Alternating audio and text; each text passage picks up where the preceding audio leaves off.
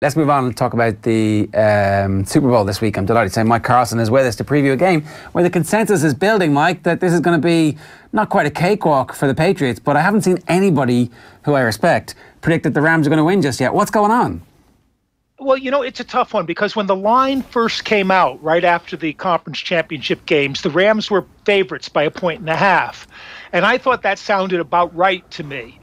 And so much money came in on the Patriots immediately, like all of New England and a good part of America saying, what, you're going to give us the Patriots and points? And so the line overnight switched to 1.5 to the Patriots, and it's now snuck up to 2 points to the Rams. Now the Patriots -2. I'm not quite sure. I think a lot of that's recency bias, given that the Rams were so lucky to get into this game and had so many problems with New Orleans, and the Patriots looked so impressive in the first half against Kansas City, dominating like they had against San Diego, like against Los Angeles Chargers, and in the second half to keep coming back when Kansas City put the pressure on, and then, of course, that great drive to win the game at the end. So I think that's what it is. To me, the game really looks like a toss-up, and a close one either way. Although if one team were going to run away with it, you would think that would probably have to be the Rams. That's interesting, because I actually was thinking that there's a slight case in terms of the build-up here that reminds me a little bit of when Carolina were in the Super Bowl and the occasion was too big for Cam Newton straight from the start. From that first snap, it's fumbled and he gets it back, but it's like, oh, what's going on here? And he just was not himself. I wonder, is there any possibility that happens to Jared Goff? It's possible, and I think that's probably the main reason why the Patriots are favorites. They've been here before. Who's going to bet against Tom Brady at the end of a close game? And Goff is still seen as a automaton would be too harsh a word, but as being a product of Sean McVay's coaching. And I think one of the things you will see for sure is that the way the Patriots have played with 8 players, sometimes 9, up at the line of scrimmage, not showing who's going to be rushing, who's going to be dropping back into coverage. They will continue that for sure because they don't want to give Sean McVay the information of what kind of defense they're sitting in while McVay is still talking in Goff's ear. And we know that he tends to keep talking right till the moment they cut that microphone off. So Goff gets a little help that way. And what we've seen from him is he's a great passer when he's got time, and particularly when he's got time and he can concentrate on his first read. And it's when you make him go to second reads, he then has a tendency to wait too long because he sort of has to see the receiver coming open before he lets go of the ball, or else dump it off to Gurley or C.J. Anderson coming out of the backfield. And that's going to be, to me, the challenge for New England.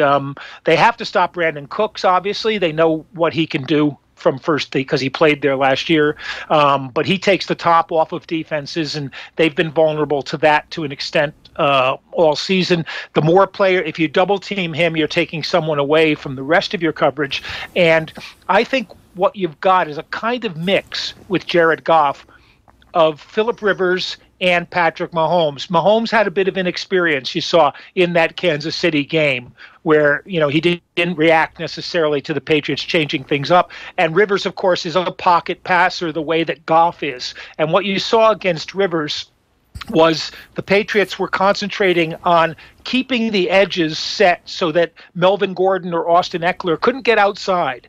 They like to dump the ball to them outside. They like to get him outside to run quickly, and that's exactly what the Rams want to do with Gurley in particular. C.J. Anderson's kind of the wild card because he reminds me of Ray Rice, and Ray Rice tore the Patriots up in the playoffs a few years ago when Baltimore upset them.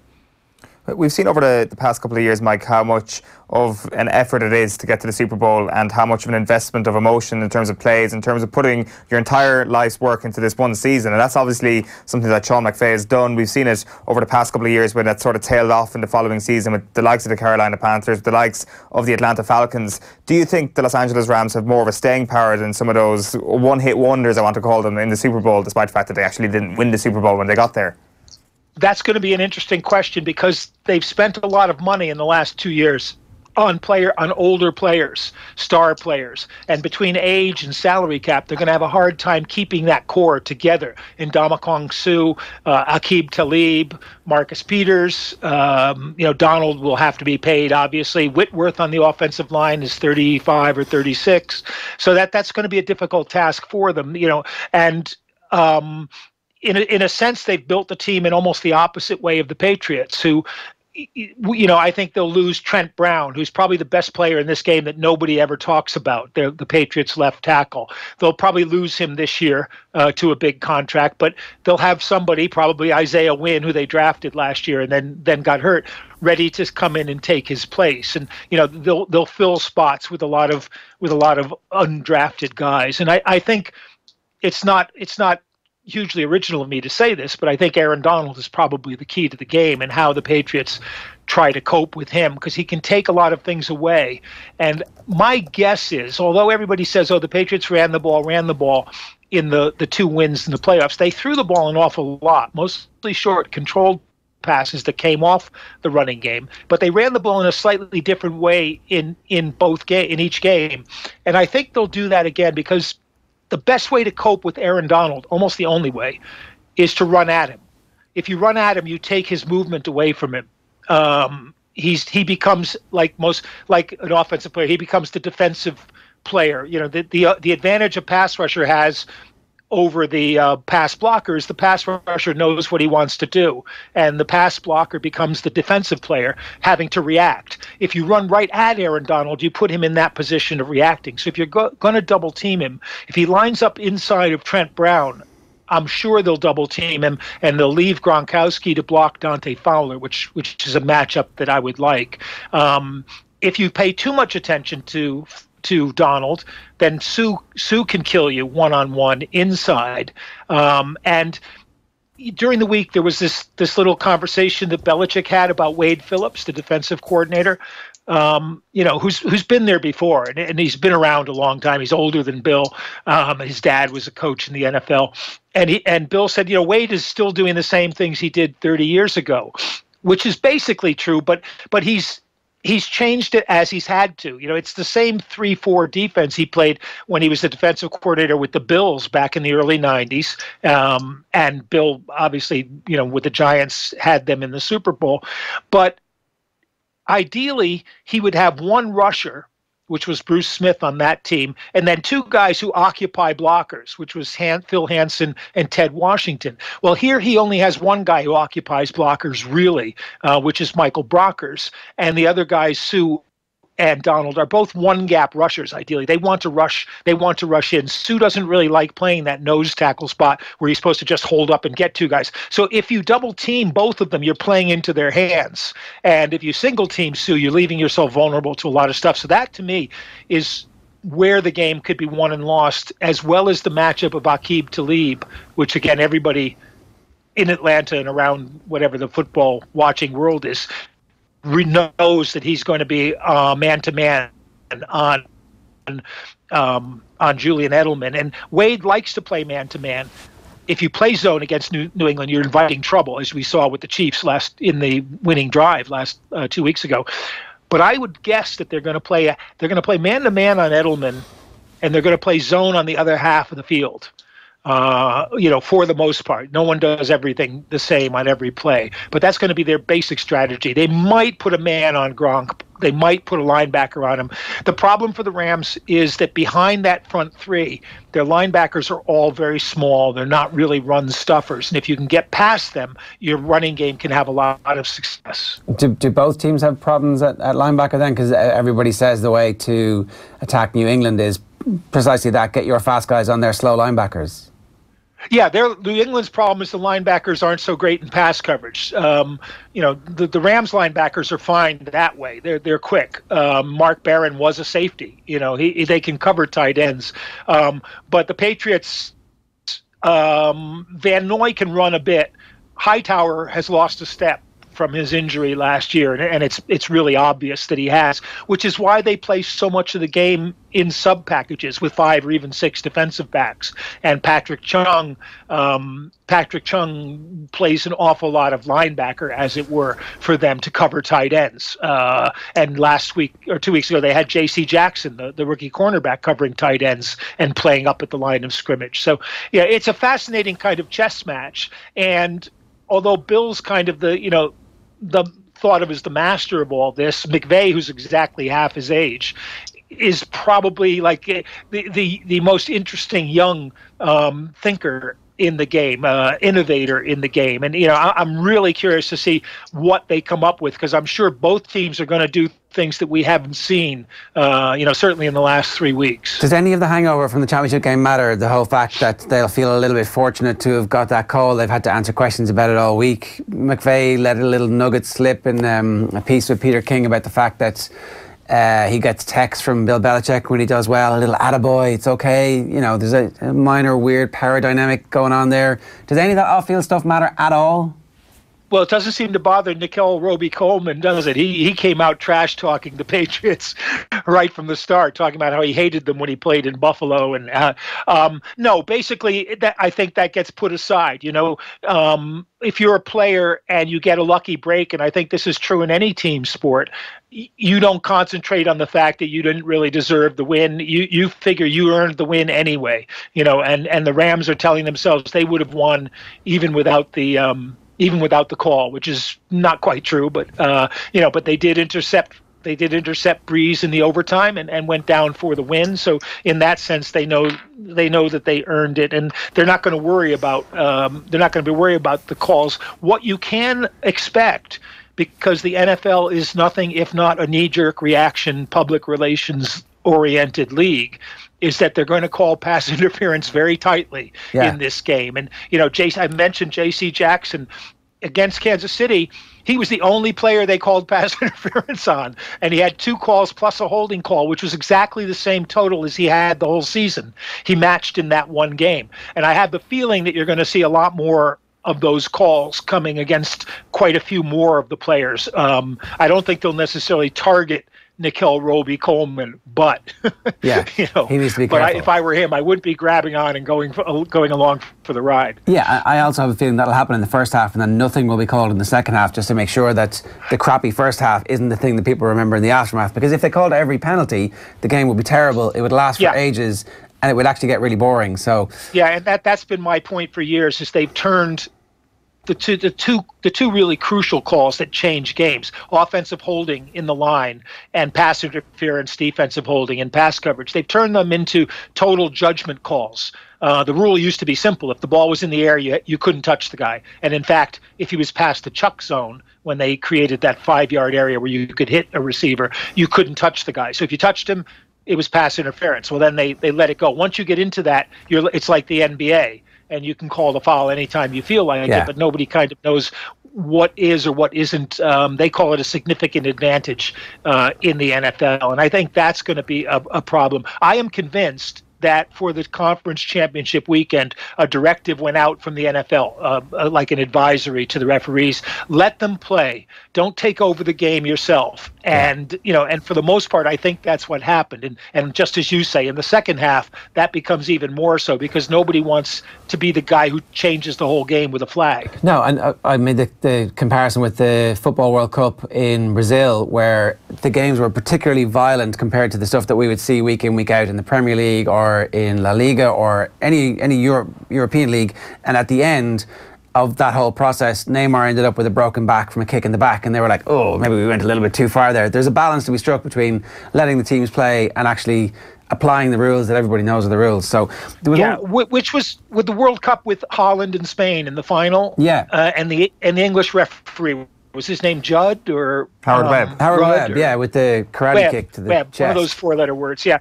He lost control of the game right at the beginning, and he'd handed out his yellow cards, and then he couldn't hand out the second one when he should have. So he was getting like worse fouls that he wasn't being able to penalize, because he didn't want to be the guy who sent somebody off in a World Cup final, and the game became a total joke.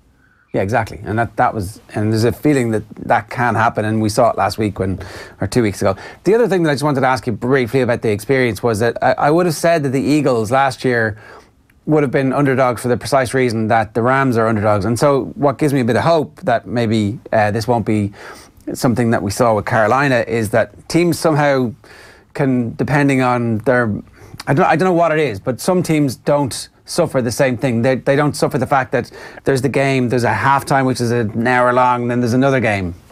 Yeah, you're absolutely right. And you know, people forget if the Patriots and Rams had played in October or November, who would have been the favorites? You know, if they were in LA, it would have been the Rams by 6 points. If they were in New England, it would have been close. You know, people tend to give the Patriots that deservedly the home field advantage. But you know, this would not be looked at as an easy game for New England then, and I don't think it is now. They got there because they are a good team. They've got huge stars on both sides of the ball. They've got game breakers, and they're strong in some of the ways that New England is weak. So yeah, I would really still be content if this game were 1.5 points to the Rams. And I'm going to wind up picking the Patriots, which means they will lose. Because when I do my column on Patreon, when I do that, they always lose in the playoffs. I do very well in the regular season, and then apart from 2 years ago, I think when I was 10-1 in the playoffs, this year I'm 5-5. So you know, it's not going to be a good playoff. Sorry, no, you go for it. Is it good crack to broadcast from the Super Bowl? I'm kind of interested in that, like the whole massive, like it's the biggest annual sports event in the world, and you know, a bit of a snafu, I'm sure, to broadcast from, but also there must be a bit of crack involved. It is, although as you can tell, I'm sitting in my office in England right now, and due to the I don't know, the general. I don't know what it is, the general attitude toward me.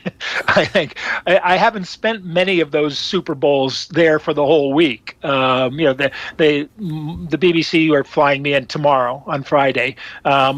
And I suggested if they really wanted to save money, that they could give me a parachute, and I would parachute in on Sunday afternoon. You know, the plane gets in around 4:00. They could just circle the stadium. I could jump out, you know, and be part of the pregame show before the Jets drop napalm on everybody.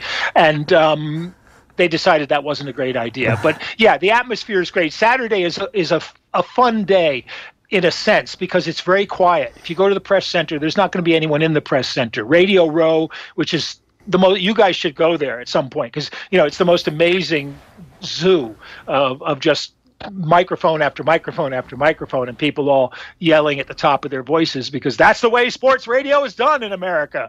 And it's, you know, the crowds are usually great. You know, they've come in from both cities and elsewhere.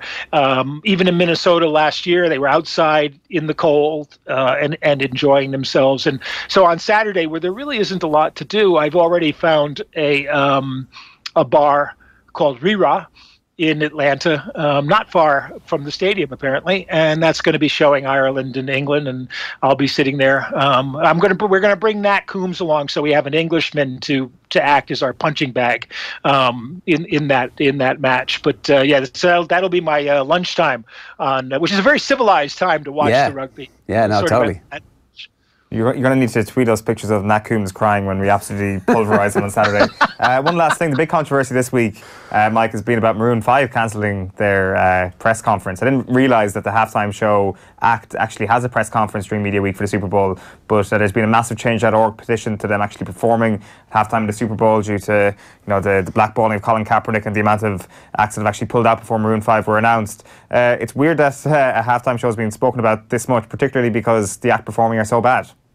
You're right, but it's not weird because everything is spoken about like that. Sure. The commercials that will air on the during the Super Bowl, you know, are discussions. I don't know anything about Maroon 5. My suggestion was that the halftime show should be Nick Foles 5, which they could have just created as a super group to go out there. Gladys Knight came under some, you know, criticism for doing the national anthem, which I found really unjustified. She's from Atlanta. She's one of the great singers of all time. I could listen to her all day long. I'm still going to take the under on the anthem, which currently is a minute 41, I think, and that's low. Usually it's about a minute 45, the over under. So they're expecting her to go under, but I think I may still take the under there. But, to me, she should be the halftime show. What's her biggest hit? Midnight Train to Georgia. She's from Atlanta. It couldn't, just couldn't make any more sense for her to be the halftime show. But of course, we're speaking to a different audience than me. Yeah, for sure. It seems that the only thing being written off more than the Los Angeles Rams this weekend are Gladys Knight's lungs. Mike, good stuff. Thanks a million. Enjoy the whole thing. Don't write them off. It's like I'm not doing that just to cover the bases or to seem, but I really do think that this is going to be as good. We've had an amazing run of Super Bowls since I started doing them with BBC, with a 2-year hiatus for ITV in the middle of that, which included the one that wasn't a close game, the Denver-Baltimore Super Bowl in New York, but all the others have been close games and entertaining games, exciting games, and I'm pretty much convinced we're going to get another one of those unless the referees make it not so. I hope you're dead right. Enjoy it all, Mike. Thanks a million for being with us. Cheers. Thanks, guys. Talk to you Sunday. That's Mike Carlson there. That sounds like a good trip. That's a good idea. We should go and do Radio Row for the whole week next year. Yeah, absolutely. I'll go. And all the players show up. Everybody shows up. Literally everybody shows up and they just wander around. Yeah, it's almost like going to like a careers fair or something, except there's just professional athletes at every stall. Yeah, like 106 whoever they are in the 53-man rosters, and then probably some spares just in case somebody gets injured during the week that you can call up. Yeah, it's not exactly 40 coaches on both teams. Yeah, you can't really protect anybody from the media onslaught that is Super Bowl week. So it really is a requirement. I think it's a requirement of being any sort of athlete of note in the NFL. You've got to have that capability of handling handle being notable, being very, very notable. I'm just here so I don't get fined. Well, there is that, but that was I always look at that moment as kind of like a big indulgence in the man's own ego. Well, do you remember when he retired? Halftime in the Super Bowl. He tweeted a picture of a golden pair of cleats, as they're called, hung up. He was hanging up his cleats. Tweeted at halftime in the Super Bowl. Yeah, 3 seasons ago in the middle of it. I was like, took a year out, came back, and is still playing. Yeah. I mean, obviously he's injured at the moment, but yeah. So I mean, well, if you're going to be Marshawn Lynch, you may as well be Marshawn Lynch 24 hours a day. Yeah, but the whole disdain for the media while using a media event to make himself more famous was kind of ironic. I mean, I think he's got game, is how. Exactly, but don't tell me that you actually hate the media events. He loves that stuff. Mike will be back with us on Monday morning after the Super Bowl from Atlanta. Will he still be up? He'll still be up. I think we're going to do a quick pre-rec before we come on air on Monday morning, just to allow him to get some sleep before he flies back to the UK. I love the BBC Super Bowl show. I think it's great because there's no ads. Yeah. They don't have Romo on commentary, so you have to flick because they get the world feed. Generally, they get the world feed unless they've changed it this year. So. Then they often bring in Martin O'Neill in for a chat. Well, I wonder who is going to be this year. I don't know. You're taking Monday off. Is that for the Super Bowl? I cannot confirm or deny. Do you do like a big Super Bowl shindig? No. You can't have a shindig when you've got because if I did, the kids would be down watching it with me. That would not be much fun. No, it wouldn't be ideal. Here, have a chicken wing. Don't drink the beer. Well, so it's wings and beer. Well, that's on the menu. Yeah. You're gonna. You said it as if you were trying to hide something. Are you going to use? Should have got Donica Ryan's chicken wings. Does he have a chicken wing? I presume he does. Like, I mean, his goujons sounded pretty delicious. Yeah, you just need syrupy stuff. A bit of maple syrup, marinade, barbecue sauce, slow cook, whatever you want. Whatever you want yourself. Yeah.